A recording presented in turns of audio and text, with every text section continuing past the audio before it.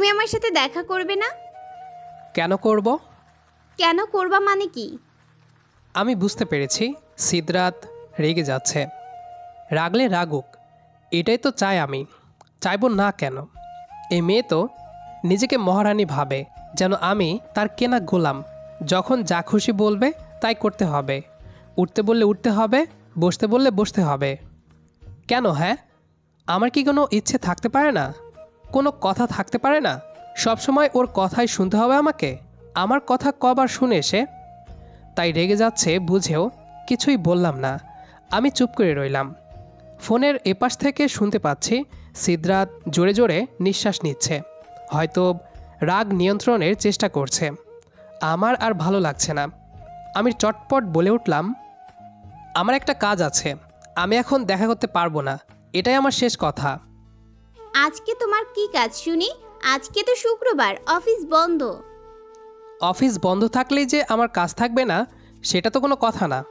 আছে, আমার অনেক গুরুত্বপূর্ণ কাজ আছে, যা তোমার না জানলেও চলবে। সিদ্ধাত চুপ করে রইল, আর আমি ওর তার পরের কথাগুলো শোনার অপেক্ষায় আছি।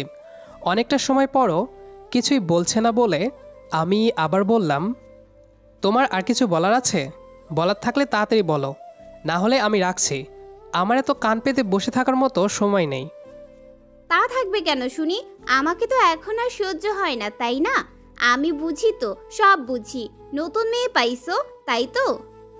আমার কথা বলার আর ইচ্ছে হলো না, তাই লাইনটা কেটে দিলাম। কেন যেন এখন একটু নিজেকে হালকা হালকা লাগছে এই কথাগুলো বলতে পেরে, সিদ্ধাতকে ফিরিয়ে দিতে পেরে। আমি এর আগে কখনো সিদ্ধাতের কথা ফিরিয়ে দেইনি, কিন্তু আজ ফিরিয়ে দিয়ে সত্যি হালকা লাগছে। বুঝুক মেয়েটা, একটু বুঝুক। আমাকে যখন ফিরিয়ে দেয়, আমার কথার গুরুত্ব দেয় না, তখন আমার কীরকম লাগে। ফোন কেটে দিয়ে চুপচাপ শুয়ে আছি। এর কিছুক্ষণের মধ্যেই আবার ফোন দিল ও। পরপর বেশ কয়েকবার কল দিয়েই যাচ্ছে, আমি ধরলাম না। অনেকবার কল করার পর আমি ধরবো কি ধরবো না ভাবতে ভাবতেই রিসিভ করলাম, আর সাথে সাথেই ওর সোজাসাপটা প্রশ্ন, তুমি আমার সাথে দেখা করবে না? সত্যিই দেখা করবে না তো? কি সোজাসুজি কথা রে বাবা! একটু রাগান্বিত হয়েই কথাটা বলল তা বুঝতে পারলাম। কথায় দুঃখও স্পষ্ট। আমিও রাগান্বিত কণ্ঠে বললাম, কথা কানে ঢুকে না? এক কথা কতবার বলতে হয়? কল দিয়ে বারবার একই জিনিস ঘ্যান ঘ্যান করবা না, বলে দিলাম একদম। ও, আমি ঘ্যান ঘ্যান করি এখন? ভালো, তাহলে তুমি আমার সাথে আর যোগাযোগ রাখবে না, আর কখনো আমায় ফোন দিবা না। ফোন দিতে আমার ঠেকা পড়েছে। আর হ্যাঁ, তুমিও আমার সাথে আর যোগাযোগ রাখবে না ফাজিল মাইয়া। যাও, রাখো ফোন। আরও কিছু বলতে যাব, ঠিক তখন সিদ্ধাত লাইনটা কেটে দিল। আমার নিজেকে নিয়ে এখনও বিশ্বাস হচ্ছে না সিদ্ধাতের সাথে এভাবে কথা বলবো। যদিও একটু ভালো লাগছে, তারপরও কেমন যেন লাগছে ওর সাথে এইভাবে কথা বলাতে।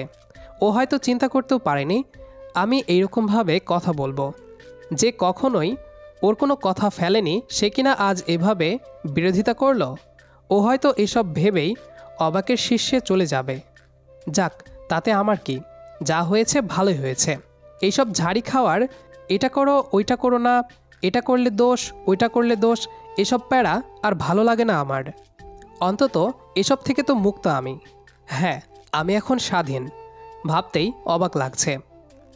আসলে গতকাল অফিস থেকে একটু তাড়াতাড়ি আসছিলাম 3টার দিকে, যেহেতু বৃহস্পতিবার ছিল আর কাজের চাপও কম ছিল অনেকটাই। বাসায় এসে ফ্রেশ হয়ে বিকেলবেলায় শুয়েছিলাম। হঠাৎই সিদ্ধাতকে প্রচণ্ড মিস করতে লাগলাম। ওকে দেখতে মনটা ছটফট করতে শুরু করলো। অনেক কিছু ভেবেচিন্তে সোজা ওর বাসার সামনে চলে গেলাম, কারণ খুব দেখতে ইচ্ছে হলো। ওরে ফোন করলাম, মহারানী তো ফোন ধরেই না। কয়েকবার কল করার পর রিসিভ করলো সে। বললাম, শোনো, আমি তোমাদের বাসার সামনে, তোমাকে ভীষণ দেখতে ইচ্ছে করছে, একটু নিচে আসবে? কি বলো, বুঝি না তো। বললাম নিচে আসো, তোমায় দেখতে ইচ্ছে করছে, একটু সময় দাও আমাকে। আমি এখন ঘুমোচ্ছি। ওর ধীরে ধীরে কথা বলার শব্দ শুনে বুঝলাম সত্যি ঘুমাচ্ছে, কিন্তু কি করব, মন তবুও শান্ত হলো না। আমি ভাবলাম একটু লোভ দেখানো যাক। আবারও বললাম, তাতে কি হয়েছে, নিচে আসো। বেশি না, আমাকে 30 মিনিটের মতো সময় দিলেই চলবে। তোমার সাথে একসাথে আইসক্রিম খাবো, রিকশায় চড়ে আইসক্রিম খাবো, সাথে যা খেতে চাও তাও খাওয়াবো। খাওয়া শেষ হলেই চলে যেও। ধুর, পারবো না আমি এখন কোথাও যেতে ফেতে। তোমার আইসক্রিম তুমিই খাও, ডিস্টার্ব করো না তো। ঘুমোতে দাও, রিকশায় চড়ে আইসক্রিম পরেও খাওয়া যাবে। রাখি। এই বলে ফোনটা রেখে দিল। আমাকে কিছু বলার সুযোগই দিল না। ও যখন বলেছিল ঘুমিয়ে আছে তখন বুঝলাম আসবে না। ভাবলাম আইসক্রিমের কথা বললে নিশ্চয় আসবে, কিন্তু সিদরাত আমার কথার কোনো পাত্তাই দিল না। কোনো কথাই শুনল না সে আমার। মনে মনে একটু কষ্ট পেলাম। আমার থেকে তার ঘুম বেশি জরুরি বুঝি। আমি আরও কয়েকবার কল দিলাম, কিন্তু ধরল না। তারপর কল দিয়ে ট্রাই করতে শুনি সুইচ অফ। আমি হতবাক হয়ে গেলাম। মেয়েটার কাছে আমার কোনো কথার মূল্য তো নেই। তারপর আমার সামান্য আবদারে সে এতই বিরক্ত হলো যে ফোনটা সুইচ অফ করে দিল। তখন আমার খুব কষ্ট লাগছিল। মনে হচ্ছিল বুঝি ব্রেকআপের আগেই মনটা ভেঙে গেল। অসহায়ের মতো আরও কিছু সময় দাঁড়িয়েছিলাম ওর বাসার সামনে। ভেবেছিলাম হয়তো আসবে, একবার হলেও আমার কথা ভেবে, কিন্তু সে আসেনি। বিকেল গড়িয়ে সন্ধ্যা হলে আমি বাসায় চলে আসি। যদিও রাতে ও কয়েকবার ফোন দিয়েছিল, কিন্তু আমি রিসিভ করিনি। প্রচণ্ড মন খারাপ ছিল, ইচ্ছে হয়নি। আমি আমার অফিস ফাঁকি দিয়ে তোমার সাথে দেখা করতে পারলে, রাতে 3টার দিকে তোমার কথা মানতে পারলে, তুমি আমার এতটুকু কথা রাখতে পারবে না? এত সমস্যা যে ফোনই বন্ধ করে দিতে হলো। এজন্য রাগে দুঃখে আমিও আর সিদরাতের কল ধরিনি। সারা রাত সাইলেন্ট করে ফেলে রাখলাম। এই তো গত মাসের, হ্যাঁ 10 তারিখে অফিসে তেমন কোনো কাজ ছিল না। যা কাজ ছিল এর আগের দিনই ফাইলগুলো সব কমপ্লিট করে ফেলেছিলাম। তারপরও ফাইলগুলো চেক করতে লাগলাম। সেগুলোও হয়ে গেলে আমার সাথে যারা কাজ করে তাদের কেবিনে গিয়ে টুকটাক কথা বলছিলাম, কেমন আছে, কাজকর্ম ঠিকঠাক মতো চলছে কিনা, এইসব। দিনটা এমন ছিল যে ওই দিন আমার অফিসে না গেলেও তেমন কিছু হতো না, কারণ আমার সব কাজই কমপ্লিট ছিল। কিন্তু এটা তো আর নিজের অফিস না, যখন ইচ্ছা তখন আসব, যখন ইচ্ছা তখন যাব, তাই যেতেই হলো। এই তো মনে হয় লাঞ্চ আওয়ারের পর সিদরাত ফোন দিয়ে বলল, হ্যালো, কি করো এখন সুবন? অফিসে আছি, কাজ করছি। কি আবার করব বলো? অন্য কিছু করছো না তো আবার? অন্য কিছু করার জন্য কি আমাকে অফিস থেকে বেতন দেওয়া হয় সোনা? না, তবু আর কি। এই কথা শুনে মেজাজটাই খারাপ হয়ে গেল। একবার মনে হলো বলি, অফিসে ওই যে আমার পাশের মেয়েটা আছে না, লামিয়া, ওর হাত ধরে বসে আছি। ওর হাতের রেখা দেখে দেখে ভবিষ্যৎবাণী করছি। আমি কিছু বুঝলাম না, অফিসে আবার অন্য কিছু কি করে? আর মেয়েরাই বা এসব আজগুবি কথা পায় কোত্থেকে ভাই? আমি বললাম, তুমি কি মিন করতেছ?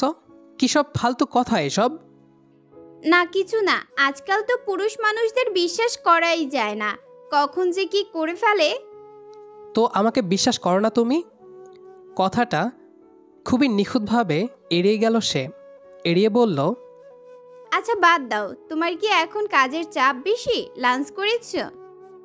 এই কথাটা শুনে বুঝতে পারলাম এখন আমাকে ওর সাথে দেখা করতে হবে। এর আগে যতবার দেখা করেছি তার আগে জিজ্ঞেস করেছে অফিসে কাজের চাপ বেশি কিনা। এটা বলতে পারি এই কাজটা ওর এক প্রকার রুটিনের মতো হয়ে গেছে। তারপর চলে গিয়েছিলাম দেখা করতে অফিস থেকে ছুটি নিয়ে।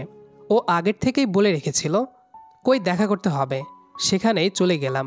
কিন্তু আমাকে দেখেই প্রথমে সিদরাত বলে উঠল, এই সানগ্লাস খোলো বলছি।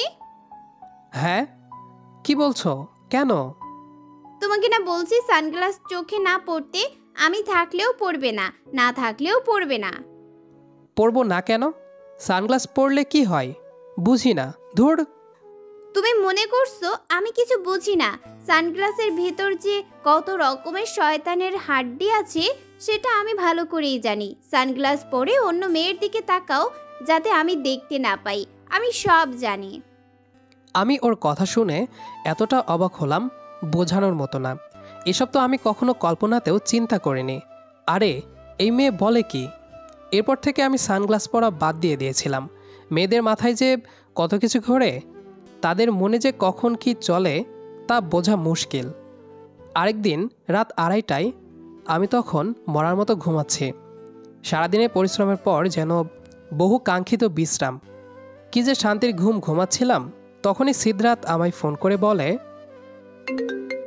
আচ্ছা শোভন, আমায় কতটা ভালোবাসো? 2:30টায় ঘুম ভাঙিয়ে এই প্রশ্ন করছে। আমার বিশ্বাস হচ্ছে না। ঘুমে যেন চোখ মেলে তাকাতে পারছি না। আমি কি বলবো বুঝতে পারছিলাম না। এত রাতে ফোন করে এই কথা বলার মানে কি? তবুও বললাম, অনেক অনেক ভালোবাসি। তা আমার জন্য কি করতে পারবা? আমি একটু হেসে বললাম, তুমি চাইলে তোমাকে মা ডাকার ব্যবস্থা করতে পারি। আমার কথাটা শুনে সিদ্ধার্থও একটু হাসলো। তারপর যা বলল সেটার জন্য আমি মোটেও প্রস্তুত ছিলাম না। আমার বাসার সামনে এখন আসো, আমি বারান্দায় দাঁড়িয়ে তোমায় একটু দেখব। তাড়াতাড়ি এসো, অপেক্ষা করছি। এখন রাত কটা বাজে খেয়াল করছো তুমি? তুমি কি আসবে? আমি জানি ও একটু পাগলি টাইপের, তাই ঘুম নষ্ট করে ওর বাসার সামনে এই রাতে চলে গেলাম। আর ও, আমি অফিস ছুটি নিয়ে দেখা করতে পারি, ঘুম নষ্ট করে তোমার ইচ্ছা পূরণ করতে পারি, তোমার কথা অনুযায়ী চলতে পারি। তাহলে তুমি কেন পারবা না? আমার কথার কি কোনো দাম নেই? এতটুকু গুরুত্ব নেই তোমার কাছে আমার? একজন এসে বলল, মিস্টার সুবন, আপনাকে একজন মেয়ে খুঁজছে। উনি নাকি আপনার খুব কাছের মানুষ, গুরুত্বপূর্ণ কাজের জন্য দেখা করতে চাচ্ছে। অফিসে আসলাম আজ সকাল থেকেই, মনটা একটু খারাপ। ঘণ্টাখানেক পরে রিসিপশন থেকে ডাক আসলো, আমাকে একজন খুঁজছে। আমার নাকি খুব কাছের মানুষ। কাছের মানুষ আমার? একটু অবাক হলাম। রিসিপশনে গিয়ে কোথায় সে জানতে চাইলে জানালো ওয়েটিং রুমে আছে মেয়েটি। আমিও ওয়েটিং রুমেই গেলাম। দেখলাম একটা চেয়ারে জড়সড় হয়ে হাঁটুর মাঝে মুখ গুজে বসে আছে মেয়েটা। একটা কাশি দিলাম। এক্সকিউজ মি, আপনি কি? আমি পুরো কথাটা শেষ করতে পারলাম না। আমার কাশির শব্দ শুনেই মেয়েটা মুখ তুলে তাকালো। আমি এখানে সিদ্ধার্থকে দেখে একটু হতভম্ব হয়ে গেলাম। আমি ওকে এখানে দেখব আশা করিনি। দুজনেই একটু চুপচাপ হয়ে থাকলাম। কিন্তু একটা জিনিস লক্ষ্য করলাম, ওর চোখগুলা ফোলা ফোলা আর লাল, চুলগুলা উস্কো খুস্কো, ঠিকমতো চুলগুলা আশ্রায়নি। এ কি অবস্থা করেছে ও নিজের চেহারার এই একদিনে? আমি একটু কাছে এগিয়ে গিয়ে বসলাম ওর পাশে।